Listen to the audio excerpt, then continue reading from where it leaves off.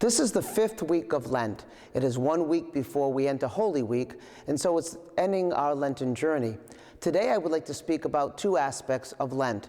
For those who are in the RCIA process, which is the rite of Christian initiation of adults, those young adults or adults who are preparing to receive the sacrament of baptism, and also the fullness of the reception of the sacraments of Eucharist and confirmation. And I also want to speak to the vast majority of us who are already baptized and what Lent means to us. The 3rd, 4th, and 5th Sundays of Lent, we have the option of using Cycle A readings, which means we have the beautiful Gospels of the woman at the well, the man born blind, and this week's Gospel, which is the raising of Lazarus. For those preparing for baptism, the Gospel today speaks to them of a new life, just as Lazarus was raised from the dead. That new life now is found in the waters of baptism, which they will receive on the Easter Vigil.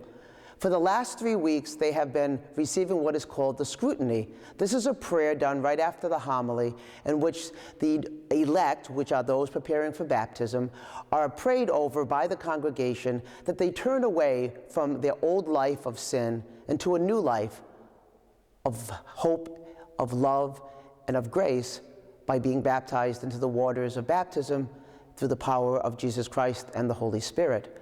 For the next week or so, they will be entering this Holy Week so that by the time they reach the Easter Vigil, they will be prepared to receive the life-giving waters of baptism.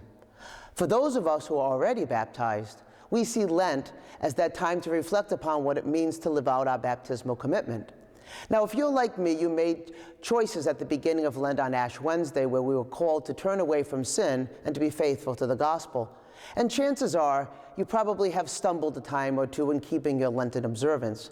However, during this 5th week of Lent, we again can renew ourselves by not giving up, by continuing to strive through this Lenten journey so that we can indeed live out our baptismal promise of loving God by reaching out and loving service to one another. Lazarus was raised from the dead, just as we are raised from the dead of sin, to live a full life of following Jesus Christ by what we say, and more importantly, by what we do.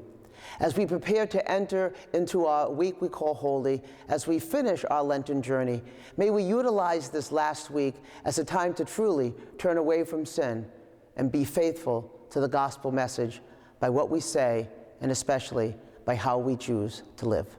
God bless.